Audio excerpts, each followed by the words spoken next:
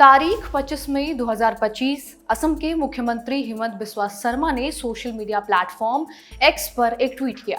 उन्होंने लिखा, जो लोग अक्सर चिकन नेक कॉरिडोर को लेकर भारत को धमकाते रहते हैं, उन्हें इस बात पर भी ध्यान देना चाहिए कि बांग्लादेश में भी दो ऐसे चिकन नेक हैं जो बहुत ज्यादा असुरक्षित हैं।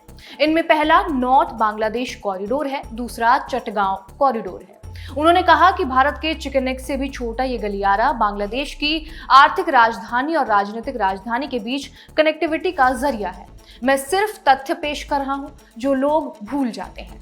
असम के सीएम का यह बयान बांग्लादेश सरकार के मुखिया मोहम्मद यूनुस के बयान के बाद आया है। यूनुस पिछले ही दिनों चीन यात्रा पर गए थे। वहां उन्होंने भारत के नॉर्थ ईस्ट के 7 राज्य यानी कि 7 सिस्टर्स की भी बात की। साथ ही साथ सिलीगुड़ी कॉरिडोर, जिसे चिकन नेक कहा जाता है, उसको लेकर भी बयान दे दिया। यूनुस का कहना है, बांग्लादेश महासागर यानी बंगाल की खाड़ी का इकलौता संरक्षक है। क्योंकि भारत का नॉर्थ ईस्ट चारों ओर से जमीन से घिरा है, उनके पास समुद्र तक पहुंचने का कोई रास्ता नहीं है। इससे बड़ी संभावनाएं खुलेंगी और चीन को बांग्लादेश में निवेश करना चाहिए। इसके अलावा खबर यह भी आई है कि चीन लालमोनिरहाट में वर्ल्ड वॉर 2 के समय के एयरबेस को फिर से एक्टिव कर रहा है। इसी बेस को एक्टिव करने में चीन बांग्लादेश की मदद कर रहा है, जो चिकन नेक कॉरिडोर से महज 100 किलोमीटर की दूरी पर है। इन्हीं दो चीजों की वजह से भारत और बांग्लादेश में कॉरिडोर्स को लेकर बहस छिड़ गई है। असम के सीएम ने इसी के चलते बांग्लादेश के भी 2 चिकन नेक्स गिनवा दिए हैं। आज की इस वीडियो में जानेंगे क्या है बांग्लादेश के ये 2 चिकन नेक्स, इन 2 चिकन नेक्स से बांग्लादेश पर क्या असर होगा। नमस्कार, मेरा नाम है रिया शर्मा और आप देख रहे हैं खबरगांव। असम के सीएम ने जिन 2 चिकन नेक की बात कही वो है नॉर्थ बांग्लादेश कॉरिडोर और चटगांव कॉरिडोर। सबसे पहले जानेंगे नॉर्थ बांग्लादेश कॉरिडोर यानी कि बांग्लादेश के पहले चिकन नेक के बारे में। नॉर्थ बांग्लादेश कॉरिडोर को आसान भाषा में समझे तो ये कॉरिडोर 80 से 90 किलोमीटर लंबा एक पतला रास्ता है जो बांग्लादेश के उत्तरी हिस्से में है। भारत के पश्चिम बंगाल के दिनाजपुर जिले से ये मेघालय के गारो हिल्स के बीच फंसा हुआ है। ये कॉरिडोर इसलिए भी कमजोर है क्योंकि इसके दोनों तरफ भारत यानी कि पश्चिम बंगाल, मेघालय और असम है। इस रास्ते के ऊपर ही बांग्लादेश का रंगपुर डिवीजन है जो बांग्लादेश का बड़ा हिस्सा है। इसके नीचे बांग्लादेश का बाकी हिस्सा जैसे ढाका और चटगांव है। ये कॉरिडोर इतना पतला है कि अगर इसे कोई रोक दे तो रंगपुर बाकी बांग्लादेश से पूरी तरह कट जाएगा। अब रंगपुर डिवीजन क्या है? रंगपुर डिवीजन 16,000 वर्ग किलोमीटर से भी ज्यादा बड़ा है, यानी बांग्लादेश का 11% हिस्सा। द वीक की रिपोर्ट के मुताबिक यहाँ करीब 1.76 करोड़ लोग रहते हैं, जिनमें से 86.5% मुस्लिम है, 13% हिंदू हैं और बाकी ईसाई बौद्ध धर्म के लोग हैं। साल 1971 की बात करें तो रंगपुर पूर्वी पाकिस्तान का एक जिला था। 1971 की जंग के बाद ये बांग्लादेश का हिस्सा बना।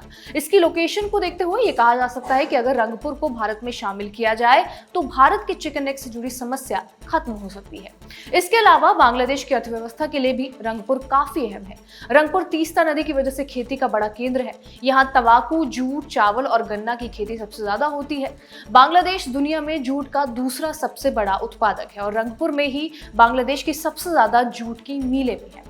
ऐसे में अगर नॉर्थ बांग्लादेश कॉरिडोर बंद होगा तो रंगपुर का माल बाजार तक नहीं पहुंचेगा, जिससे बांग्लादेश की अर्थव्यवस्था को भी भारी नुकसान होगा। ये तो हुई पहले कॉरिडोर की बात। अब जानेंगे बांग्लादेश के दूसरे चिकन नेक के बारे में जो है चटगांव कॉरिडोर। चटगांव कॉरिडोर एक 28 किलोमीटर लंबा पतला सा रास्ता है जो भारत के दक्षिण त्रिपुरा से बंगाल की खाड़ी तक जाता है। ये ढाका से 211 किलोमीटर की दूरी पर है। ये क्या करता है? ये कॉरिडोर चटगांव डिवीजन को 2 हिस्सों में बांटता है।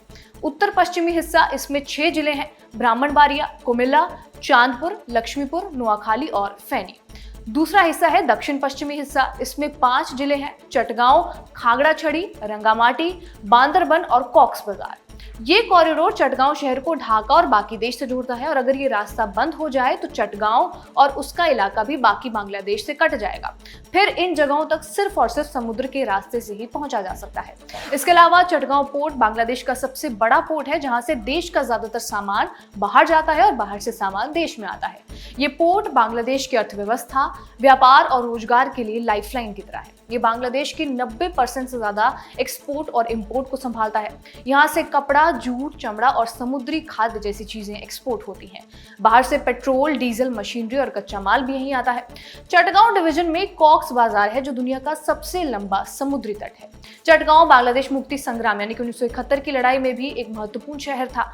26 मार्च 1971 को चटगांव के ही कलूर घाट रेडियो स्टेशन से शेख मुजीबुर रहमान की ओर से बांग्लादेश की आजादी की घोषणा की गई थी। मुक्ति बाहिनी ने 1971 में ही एक छोटी लेकिन प्रभावी नौसेना बनाई थी, जिसे बांग्लादेश नौसेना कहा गया था। इसकी शुरुआत अप्रैल 1971 में हुई, जब बंगाली नौसैनिकों ने पश्चिमी पाकिस्तानी की सेना के खिलाफ बगावत की। चटगांव पोर्ट इसी नौसेना का मुख्य आधार बना, क्योंकि ये बंगाल की खाड़ी में बांग्लादेश का सबसे बड़ा पोर्ट था। इसी पोर्ट के जरिए पाकिस्तानी जहाजों पर हमला किया गया था। बांग्लादेश की आजादी की लड़ाई के दौरान चटगांव से ही कई लोग भारत में शरण लेने के लिए भी आए, क्योंकि वो पाकिस्तानी सेना के अत्याचारों से डरते थे। इसके बाद शेख हसीना की सरकार गिरने के बाद चटगांव के अल्पसंख्यक हिंदुओं पर हमले भी हुए। चटगांव के इस्कॉन पुंडरीक धाम के अध्यक्ष चिन्मय प्रभु की भी गिरफ्तारी हुई, जिसके बाद हालात और बिगड़ते चले गए। टेलीग्राफ की रिपोर्ट की माने तो यहाँ 25 लाख हिंदुओं की आबादी बताई जाती है। चटगांव के नाम पर ही बॉलीवुड में एक फिल्म भी बनाई जा चुकी है। कुल मिलाकर चटगांव और रंगपुर डिवीजन दोनों ही बांग्लादेश का एक अहम हिस्सा है, और चीन भी बांग्लादेश में बेल्ट एंड रोड इनिशिएटिव के तहत इन्वेस्ट कर रहा है। इसके तहत ही ढाका चटगांव हाईवे, ढाका पोर्ट और पावर प्लांट्स जैसे प्रोजेक्ट्स में चीन ने अरबों डॉलर लगाए हैं। लेकिन इस दिक्कत के लिए भी भारत ने रास्ता निकाल लिया है। ये रास्ता है KMMTTP प्रोजेक्ट, यानी कि Kaladan multi modal transit transport project. ये प्रोजेक्ट भारत के नॉर्थ ईस्ट को म्यांमार के सितवे से जोड़ता है। अभी भारत का पूर्वोत्तर यानी कि त्रिपुरा, मिजोरम, असम समुद्र तक पहुंचने के लिए चटगांव पोर्ट का इस्तेमाल किया जाता है, क्योंकि ये अगरतला से सिर्फ 150 से 200 किलोमीटर की दूरी पर है। अब कलादान प्रोजेक्ट से ये निर्भरता कम हो जाएगी। ये सारे बदलाव मोहम्मद यूनुस की सरकार के हाल के चीन समर्थन के बाद देखे गए हैं। चीन की बांग्लादेश में बढ़ती मौजूदगी का मतलब है कि वो भारत के सिलीगुड़ी कॉरिडोर पर नजर गड़ा सकता है। ऐसे में भारत का कालादान प्रोजेक्ट एक बैकअप प्लान की तरह काम करेगा। प्रोजेक्ट के अलावा बांग्लादेश के 2 चिकन एग्स भारत के लिए फायदा बन सकते हैं। हालांकि एक्सपर्ट्स की इस पर कुछ और ही राय है। जियो स्ट्रैटेजिस्ट ब्रह्म चेलानी का मानना है कि जब भारत ने 1971 में ही बांग्लादेश को आजाद किया, तो उसने अपने कमजोर चिकन नेक को चौड़ा करने का ऐतिहासिक अवसर खो दिया। वो कम से कम एक समझौता कर सकता था, जिसके तहत चिकन नेक को चौड़ा करने की अनुमति के बदले में उसे जमीन देनी होती।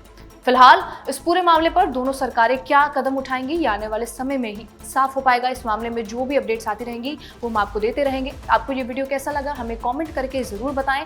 कैमरे के पीछे है निवेदिता। धन्यवाद।